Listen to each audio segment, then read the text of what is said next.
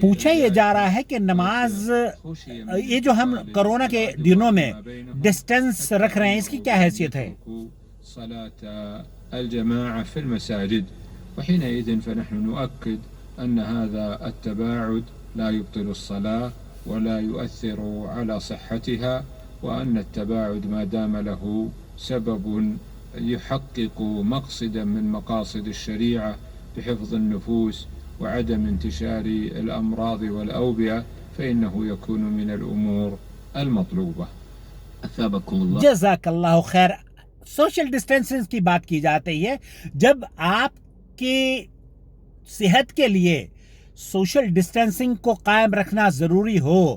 آپ کی اور دوسروں کو بیماریوں سے بچانے کے لیے سوشل ڈسٹینسنگ کی ضرورت محسوس ہو اور حکومتی اداروں کی طرف سے انسٹرکشنز دے دی گئی ہوں، تو ایسی صورت میں چاہے آپ نماز ہی کیوں نہ پڑھ رہے ہوں، سوشل ڈسٹینسنگ کے ساتھ اگر آپ نماز پڑھتے ہیں تو نہ اس میں اجر کی کمی ہے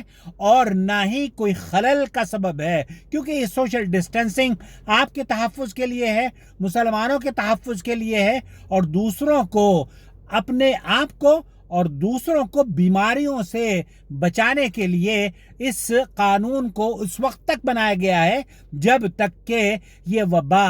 سماج سے یا اس دنیا سے اللہ تعالیٰ نہیں اٹھا لیتا. اپنا بہت خیال رکھیں. اور سوشل ڈسٹینسنگ کا